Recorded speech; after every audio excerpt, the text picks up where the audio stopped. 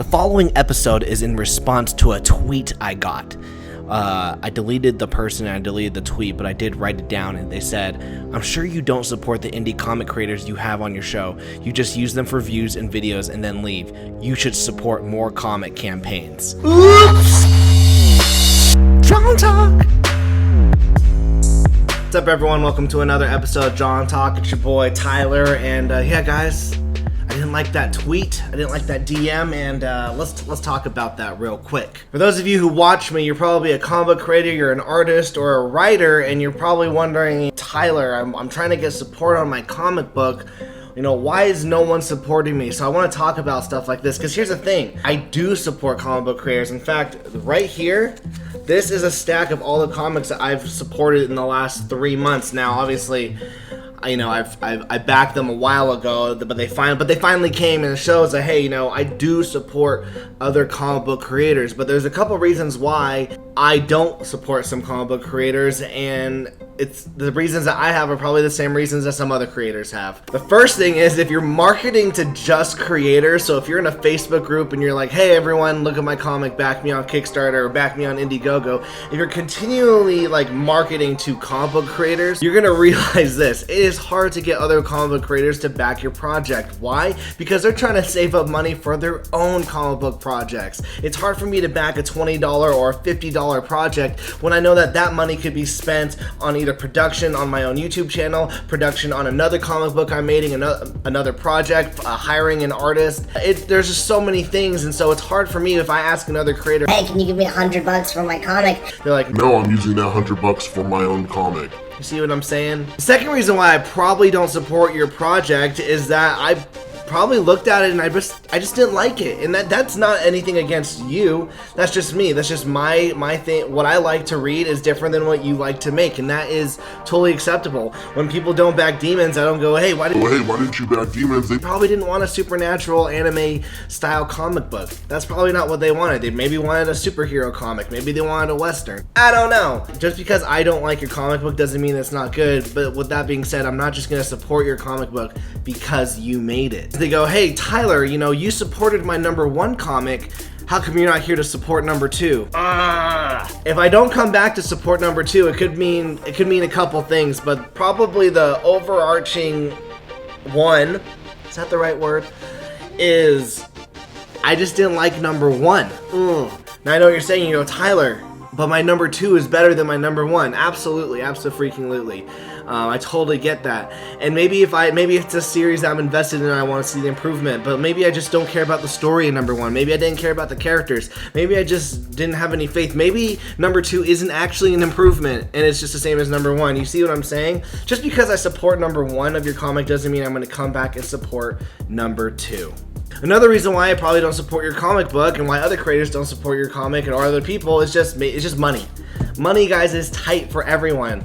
I know my wife and I, we budget our money to the T. Sometimes your Kickstarter or your Indiegogo or just your comic book in general, the money isn't there for that particular project, which is hard because there's a lot of projects that I super want to back, and yet I just don't have the funds to back it at that time, which is why I think it's important to throw in like a digital copy. You know, those are super cheap, and it gets, you know, I back a ton of digital comics because that's my way of, you know, throwing in some money to the creator and also being able to read their work. But you know, there are some times where I see some of the tiers and I go, wow, I really want that $50 tier. It looks so freaking dope, and I just can't get it because it's just too much money. I can't afford it at that month, plain and simple.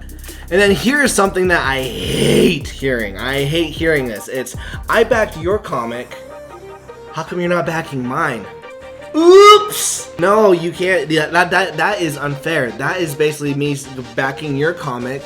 That's like me saying, hey, I did this for you, how come you're not doing this for me? Which is a totally unfair and unhealthy relationship. Just because I backed your comic doesn't mean that I expect you to back mine, and vice versa. If you back my comic and then you come out with a Kickstarter or an Indiegogo and you say, Tyler, How come you haven't backed my project? I backed yours. One, it shows me that we have a transactional relationship. We don't have a relationship where we actually want to get to know another, or we support each other. We have a relationship where I do this for you and then you do this for me, and I'm just not about that. So, what can you do to support the creators that you can't help, that you can't back, that you can't support? Easy. Do you follow them on Twitter? Do you follow them on Instagram? Do you follow them on Facebook?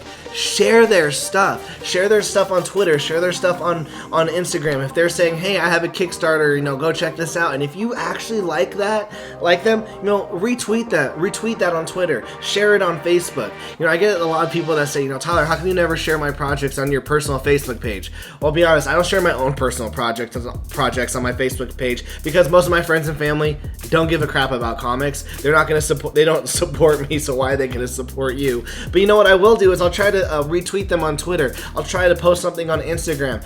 And what I was doing is I would try to get you on the Draw and Talk show. I can't do a lot of live shows these days because family things, a lot of time spent on other projects and full-time work. But I do try to share people's projects on my YouTube channel at times, and that's another way of me trying to support you and engage you. I also try, we've created a Discord channel, link down in the description below. Join our Discord channel. It's totally free. You can meet a bunch of artists, writers, and other creators. You can meet just fans of comic books. Right there's an awesome community that you can post to, and you can share your work. But sometimes, it's just hard. It's just hard to support every person. So, just a simple retweet can really go a long way in getting the eyes on your project. Someone on Twitter actually retweeted my Indiegogo, which led to another person seeing it when they liked it, and then when they liked it on Twitter, another person saw my campaign and they backed at the $100 commission mark. You see, all it was two simple buttons, a retweet and a like, and that led to a person backing me at the $100 commission. So whoever you are, thank you. So all in all, guys, don't get angry when people don't support you. Don't feel like you don't have any support. Building support is super hard. I know I'm struggling with it all the time. I'm trying to build a community. I'm trying to gain support on my comics. But don't be discouraged when people aren't backing your stuff. Realize that life happens. Some people don't have the same taste as you. Some people don't have the same circumstances, and just some of us, we just don't have the money to back it. Right here. This is probably a couple $100 worth of comics, and it's just difficult. It's just difficult to back everything. When you price your comic book at $20, I have to ask myself, what do I value as $20? I paid $20 for Matt Krotz's Kyrie book. Look at this. I mean, there's this little flappy thing. It's a beautifully paper-bound book.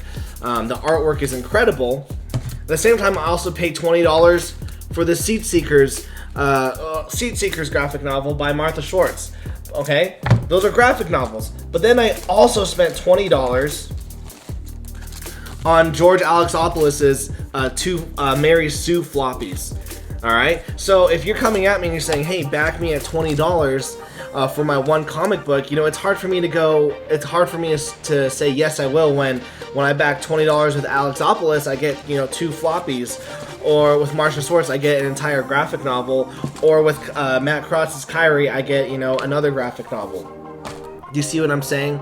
So what you can do is in your marketing with your Kickstarter, marketing isn't just getting eyes on it. It's also the look of your product as well as the price. Try to make your price point as competitive as possible to gain the support that you need. If you feel that your comic book is $50, then yes, put it up at $50. But if you're wondering why you're not getting a lot of backers, maybe other people don't value it at $50. So thank you so much for watching. Remember to smash that like button, smash that subscribe button. I haven't been doing this lately, so I really need to do it, but I need to thank my Patreons for supporting me. It's David Benson, Allison McGlone, Christopher Crunk, and Sean Norton.